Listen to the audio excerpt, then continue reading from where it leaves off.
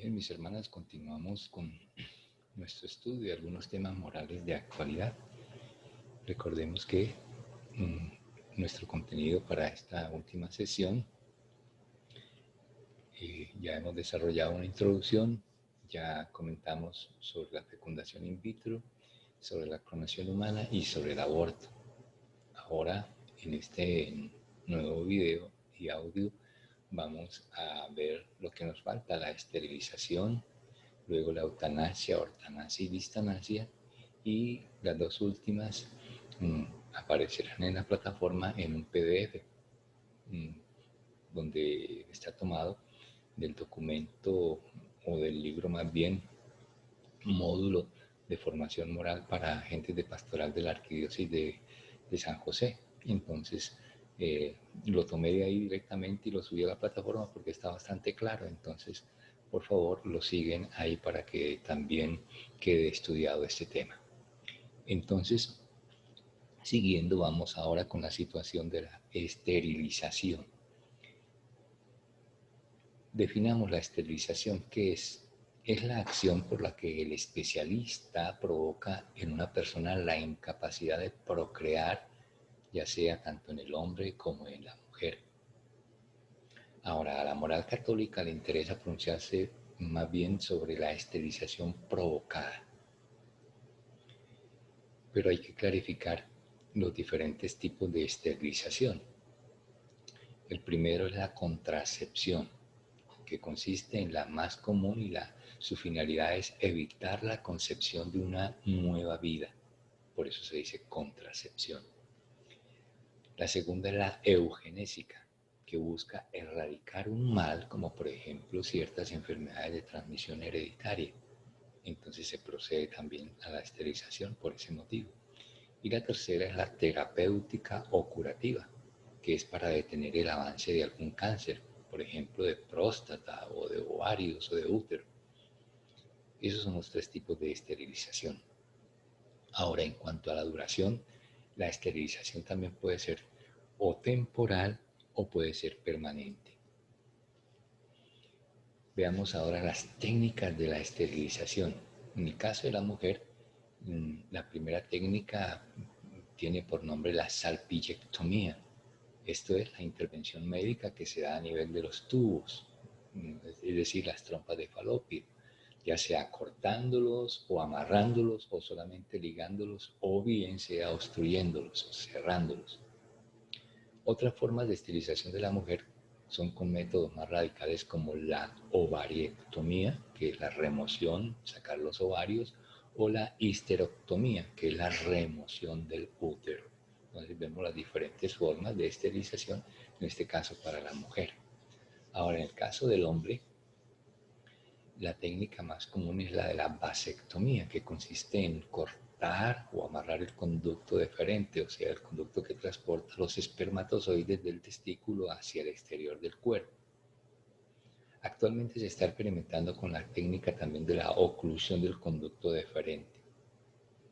También hoy en día la ciencia está ofreciendo la posibilidad de reversibilidad, o sea, después de que se ha hecho la esterilización, volver a conectar los tubos, en el caso de la mujer o del varón, para que puedan volver a ser fértiles. Todos estos son los avances a nivel científico y técnico que muestra la medicina hoy en día. Ahora, veamos cuál es el juicio moral, la valoración moral que da la Iglesia ante esta práctica. En primer lugar, en cuanto a la esterilización voluntaria, es decir, directa, siempre es ilícita, ¿ve? No está permitida por la Iglesia y por su juicio moral. Es condenada por dos razones: por la agresión a la integridad física que ello implica y luego la ofensa también a la libertad humana. En cuanto a la esterilización terapéutica, esta sí es lícita, es permitida y justificable moralmente, pero apelando al principio de totalidad, es decir, que es lícito, es permitido sacrificar una parte del organismo en aras del bien total, pero tan solo que se deben cumplir algunos requisitos. Primero, tener el consentimiento del paciente. En segundo lugar, que la acción vaya ordenada hacia el bien del organismo. En tercer lugar, que sea una intervención necesaria. Cuarto, que la necesidad sea actual. Y quinto, que la intervención sea directamente sobre la parte enferma. Entonces, son también requisitos y condicionamientos muy claros para permitir en su valoración moral la esterilización. Ahora, hay unos casos límites. ¿Cuáles son? Por ejemplo, cuando la mujer es enferma mentalmente o también en casos de violencia extra o intraconyugal. Porque siempre propendemos por la dignidad de la persona, el derecho a la vida y también su libertad. En esto los documentos del magisterio de la Iglesia, cuando definen la ilicitud de la esterilización, hacen constante referencia al ejercicio libre y consciente de la sexualidad.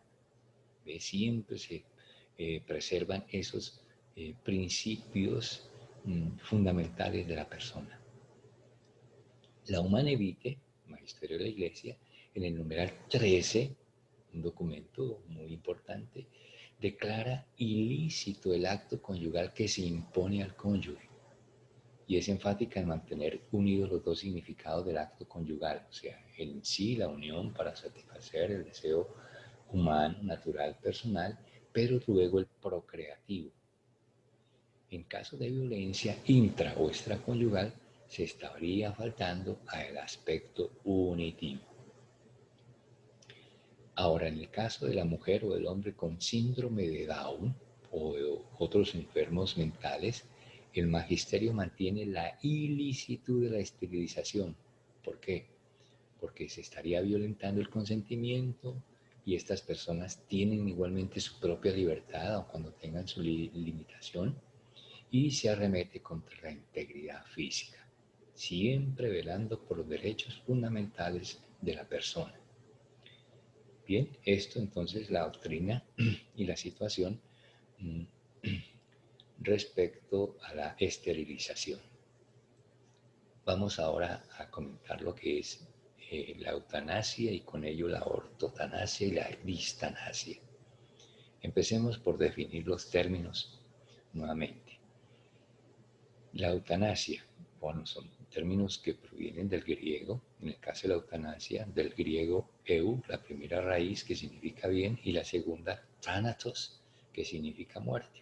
Si unimos los dos vocablos, euthanatos significa bien morir, algo referente al bien morir. Entonces, primeramente significa buena muerte, muerte apacible, muerte sin sufrimiento. Hoy este primer significado se ha variado y la eutanasia significa acelerar el proceso de la muerte suprimiendo una vida. Fijémonos entonces ya el significado que tenemos hoy en día prácticamente. Se trata de provocar la muerte, por acción o por omisión, con la finalidad de procurar la muerte o eliminar el dolor. Eso es eutanasia. Ahora, distanasia. Vienen también de dos vocablos griegos. Dis, que significa alargar, distanciar, y thanatos, que una vez más recordamos significa muerte. Entonces unimos los dos y se trataría de alargar la muerte. Ahora, entendiéndolo más conceptualmente, sería el procedimiento médico que trata de prolongar la vida del moribundo, alejando lo más posible la muerte y utilizando medios ordinarios o extraordinarios. Se le conoce también como el encarnizamiento terapéutico. Y en tercer lugar, la ortotanasia, que procede igualmente del griego orto, que significa recto, correcto, y thanatos, muerte. Entonces, su apreciación conceptual será una muerte correcta, es decir, buscando el equilibrio entre las dos anteriores, la eutanasia y la distanasia. Al enfermo en esa fase terminal se le brinda un apoyo espiritual y material, una atención médica básica y una alimentación básica. Entonces, se está procurando es el bien del enfermo o del moribundo. Tipos de eutanasia. Puede ser activa, o sea, directa y positiva, suministrando fármacos con el fin de apresurar la muerte. La pasiva, o sea, indirecta o negativa, consiste en no iniciar o no suspender tratamientos o suspender tratamientos médicos para que prolongarían el tiempo de agonía.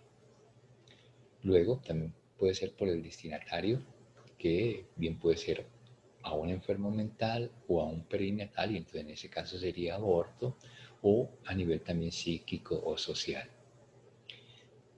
También tendríamos la modalidad del suicida, es aquella en la que el propio sujeto recurre a los medios letales para quitarse la vida.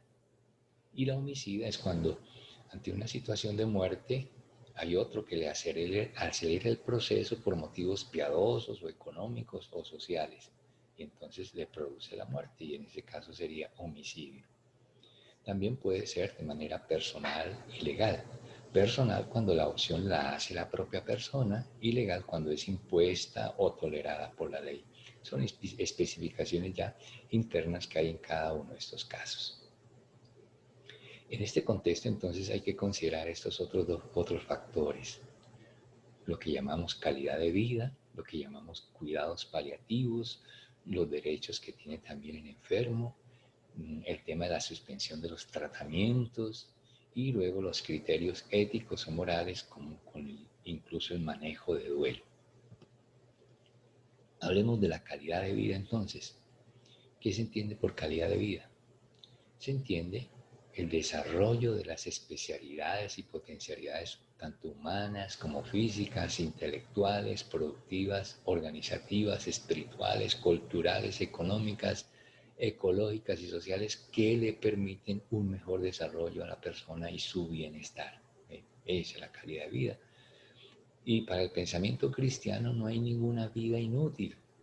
Con ello se aclara que no, en la iglesia y en el cristianismo no consideramos a nadie por ninguna limitación que tenga o enfermedad que su vida sea inútil. La iglesia más bien enseña que, si bien es cierto, la calidad de vida es importante, lo es aún más la dignidad de la persona y de la vida. Son los principios básicos que siempre hemos definido en la teología moral. Ahora, en cuanto a los cuidados paliativos, estos tienen como finalidad disminuir el dolor y advertir del avance de la enfermedad, buscar darle calidad de vida al enfermo evitando tratos inhumanos, buscar a través de la presencia y la palabra aliviar el dolor psíquico y emocional del enfermo, buscar romper el aislamiento en que muchas veces se le somete, buscar restaurar la unidad de la persona, es decir, la armonía dentro de sí misma. Ahora, en cuanto a la suspensión del tratamiento, ¿cuándo es posible suspender un tratamiento? Cuando se presenta la inutilidad médica ya, cuando hay desproporción entre los beneficios y los perjuicios, y cuando hay desbordamiento de las funciones médicas. En esos casos es conveniente realizar el tratamiento, la suspensión del tratamiento. Bueno, y llegamos entonces a la valoración final, moral. En cuanto a la eutanasia, ¿qué dice la doctrina de la Iglesia, la doctrina moral? En cuanto a la eutanasia, dice que es ilícita, no está permitida, pues toda acción que busque abreviar la vida del moribundo es condenada por la moral. Nadie puede autorizar la muerte de un ser humano en cualquier estado de vida en que se halle. Tampoco nadie puede pedirla para sí mismo. Por el que se alega la libertad, entonces, ¿por qué tengo la libertad de pedirlo? No. El principio de la vida está por encima de todo. En cuanto a la eutanasia, esta es igualmente ilícita, no está permitida. Dentro del derecho a morir dignamente, entre comillas, no es necesario prolongar indebidamente la vida más allá de lo necesario. Ahora, en los casos donde la vida es mantenida mediante técnicas de reanimación y se llega a comprobar que ha ocurrido ya la muerte clínica, no es inmoral suspender los tratamientos distanásicos. Es conveniente hacerlo inclusive. Sintetizando, no hay obligación de utilizar medios terapéuticos desproporcionados a la dignidad humana. Segundo, conviene eliminar el encarnizamiento terapéutico, la distanasia, o sea, prolongar la muerte del moribundo. Y en tercer lugar, el derecho a tener una muerte digna, entendiendo que dejar morir no es lo mismo que hacer morir, son dos cosas diferentes. Bien, entonces, hasta aquí esta exposición y luego las dos partes finales eh, que quedan de esta sección, los remito para que tomen el documento que viene a continuación, el PDF, que está bastante claro y explícito para que demos así cierre a esta unidad de el estudio de nuestra teología moral en sus fundamentos.